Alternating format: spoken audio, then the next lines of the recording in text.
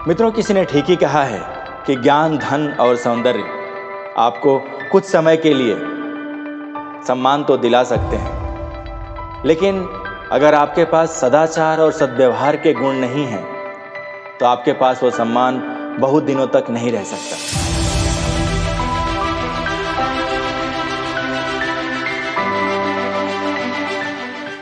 इसी संदर्भ में आइए आज एक कहानी सुनते हैं।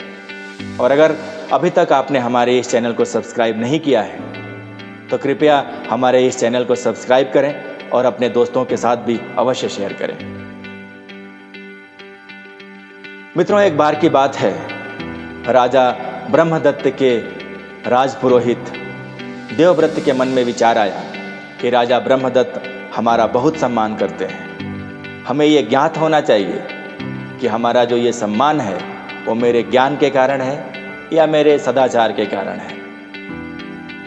ये सोचकर उन्होंने योजना बनाई और एक दिन जब वो राजसभा से निकल के कोषागार के पास से होकर गुजर रहे थे तो उन्होंने एक सिक्का उठा के अपने पास रख लिया। कोषाध्यक्ष ने देखा, लेकिन उसने सोचा कि अगर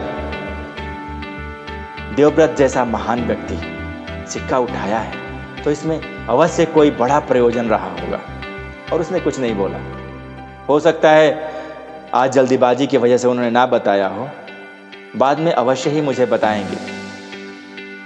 दूसरे दिन भी देवव्रत ने ऐसा ही किया।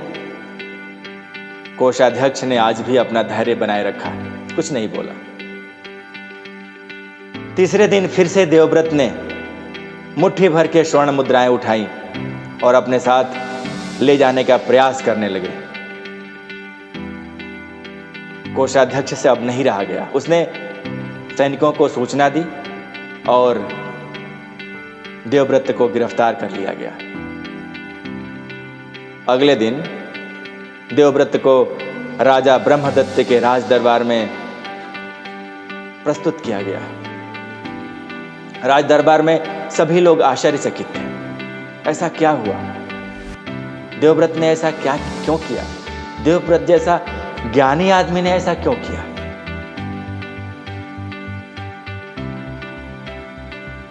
महाराजा ब्रह्मदत्त बोले, आपने बहुत बड़ा अपराध किया है, आपने घोर अपराध किया है, और साथ में आपने हमारी श्रद्धा को भी चोट पहुंचाई है।